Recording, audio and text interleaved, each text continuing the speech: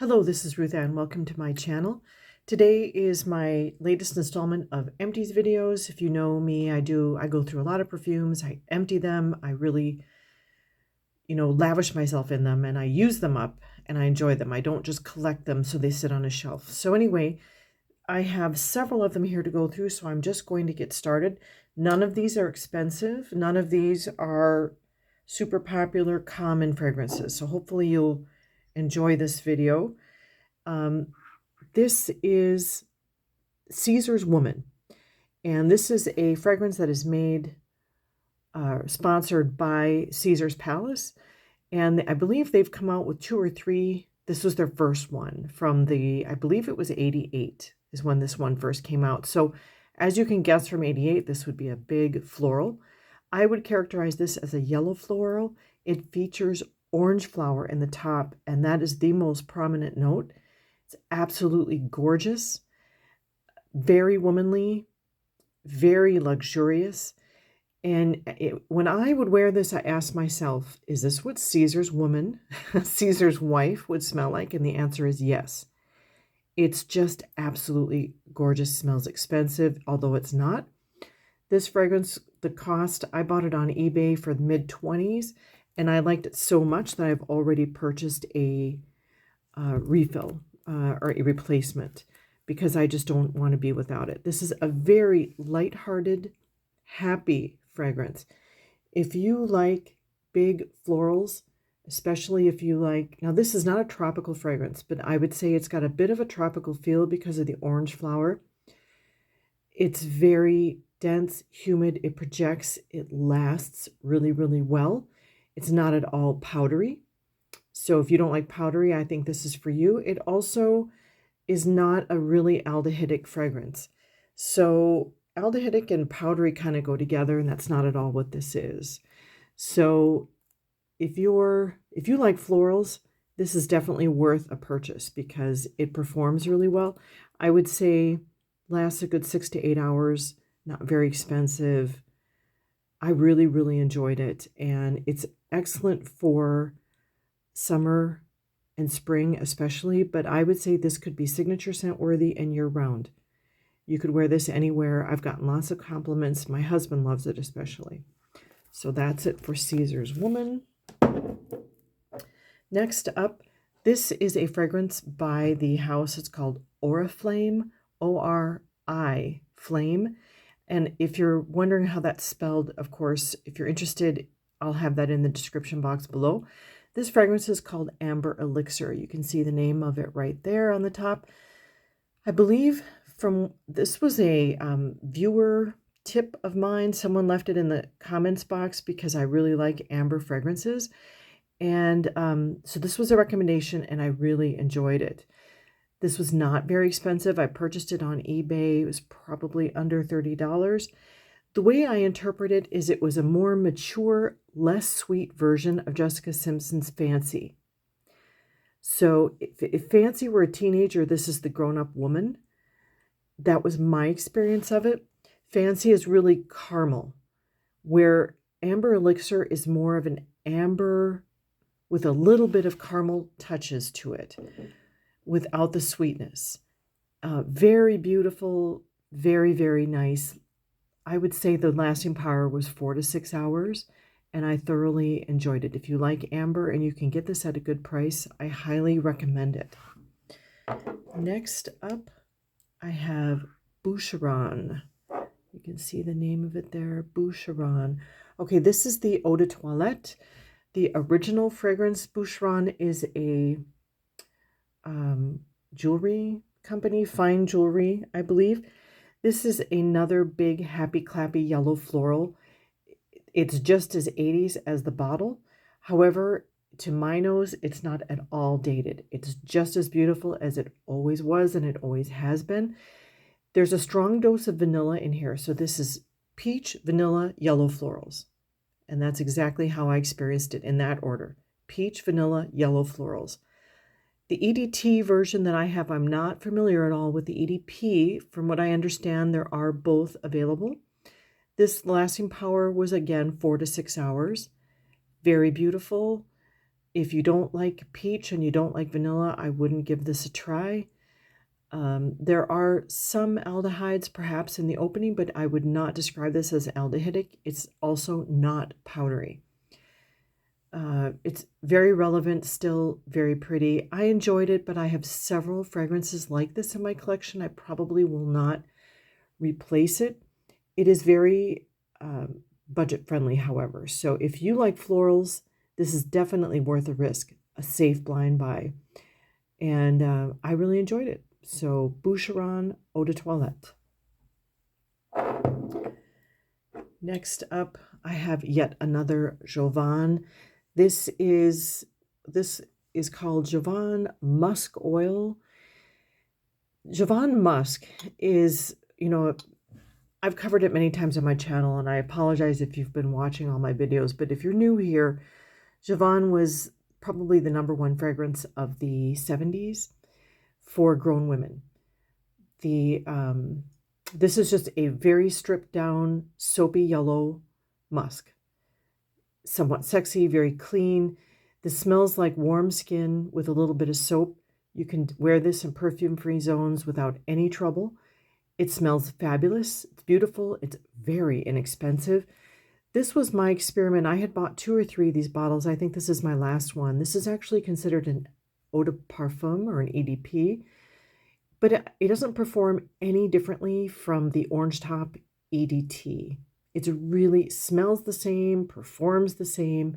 There's no reason to get this formulation unless that's all that's available. But there's nothing wrong with it either. It's absolutely beautiful. Like I already described, I go through a lot of bottles, probably 2, 3 a year of this, because I work in a perfume-free zone. And I've been wearing this my whole career as a nurse, and I've never ever had anyone say, "Oh, you smell like perfume." Never. If anything, people will say, "Oh, you smell clean, you smell a little bit like soap," and there's absolutely nothing wrong with it, and I've never had anyone's allergies triggered by it. So very inexpensive. You can pick up bottles for this easily under $10 on eBay or on Amazon. It's also sold in a lot of drugstores, things like that. I have another drugstore musk here for you. This is Coty's Wild Musk. This is also very inexpensive. It was probably about $12 for this bottle. This is just another yellow musk. However, I cannot recommend this. This was a perfume that I wore like crazy back in the 80s when I was in high school, because it was one of the only ones I could afford. And I had read some reviews saying, "Oh yeah, this is absolutely the 80s OG Wild Musk," and it's not. This has been reformulated out of existence. I get a longing or a hankering for it every now and then. I try to buy it again, and it's just done, dead. I'm not going to fall for it again. It doesn't even perform like a body spray. It's even less than that. It's a yellow musk with a little bit of skankiness, what I would assume why they called it wild, but it's not dirty. Anyway, there's just nothing to it anymore. I went through it. I used it mostly as a bedding and room spray because it just doesn't perform. Cannot recommend it. Sorry that it just is not what it used to be, but I'm done with it. I'm a little annoyed. And then I have Calvin Klein's Obsession Night. If you can read the wording on there, Obsession Night. So this smells nothing like the original Obsession. This is a clean, this is how I would describe it. I don't know what the official notes are. The benefit to Empties is you get my honest opinion of what it smelled like, how it performed, and what my thoughts are on it. So this is a white musk with watery aquatic notes. It's like, let's see, this is a very, all right, imagine you're in a beautiful cabin by a jungle. Okay, so it's humid outside, but it's a cool night and it's raining and it's in the evening and you've got this cool, humid breeze coming through the window. And you've had a long, hard day and you're enjoying the coolness, the breeze, the rain. And maybe you just took a lovely, cool shower or you just got out of a bathtub. That's Obsession Night. And you can smell a little bit of those jungle florals, um, along with all those watery aquatic notes from the rain. That's what Obsession Night is. It's very comforting, very beautiful. When I first bought this, I had no expectations. It was a blind buy, and I'm very impressed with it. The top notes are fleeting, but the dry down on this kind of a dark, watery, nighttime florals, I would say almost purple florals with the aquatic notes, I can still detect in the morning when I apply it before bed. So it does have fairly good performance, but those top notes, like I said, are fleeting, and those are really the best ones. But overall, this is a great fragrance. If you can find it for a good price, I probably paid in the low 20s for this full 100 ml bottle. I definitely plan to repurchase. Really, really have enjoyed this. Beautiful fragrance if you like dark aquatics. Next up, I have a old time fragrance. This is Avon Timeless.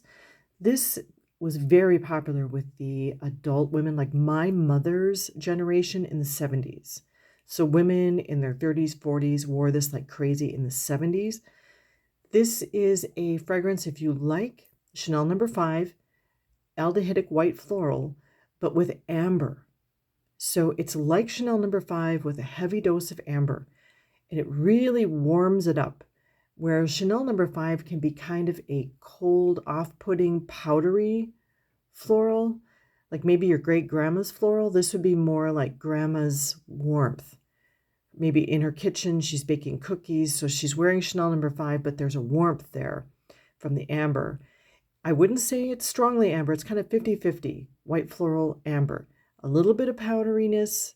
The florals come through, but amber really makes the day on this fragrance. I have a lot of the Timeless body cream, which is also a very high quality. I mean, you can get those little jugs. They're probably 100 ml, 200 ml of body cream, really super high quality body cream, smells just like this. Add this to it, and you're good all day long. Really, really gorgeous fragrance. Amber and white florals, 50-50, gorgeous. Oh, and I don't think I paid $8 for this bottle. That's how inexpensive it is. Next up, I have Halston Silver Woman.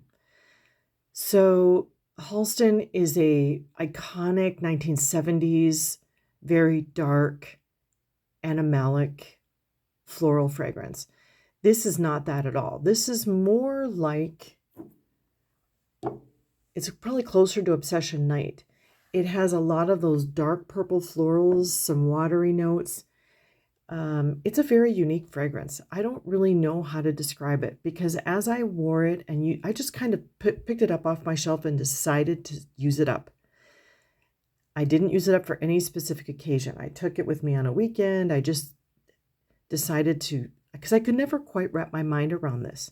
I could never decide, what is this fragrance? Is it a aquatic? Is it a floral? I'm still not sure. It's a very unique, very,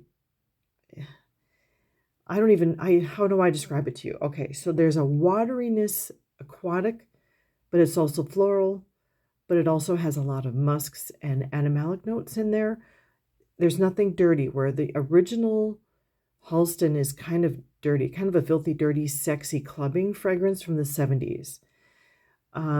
It kind of smells a bit like a heroin party where people haven't taken a lot of showers lately. That's not at all what this is like. This is a kind of a more modern, updated version of Halston for women. And it's very nice, but I can't say I like it well enough to buy it again. But the performance on this is incredible. 8 to 10 hours at least, and not very expensive. So it's definitely, is it a safe blind buy? I don't know. Probably just because of the price. But you've got to like complex, loud fragrances. This is strong, and it projects, and it's, I don't know. It's a very unique fragrance. I told you I'm giving you my honest impression, and I can't even really describe this very well because it is such a strange fragrance. but it's unique. And if you buy this, you'll not smell like anyone else around you. But I did enjoy it. It's very pretty. I certainly didn't dislike it. So anyway, that is all for my empties. Thank you so much for watching. I'll see you on the next one. Take care.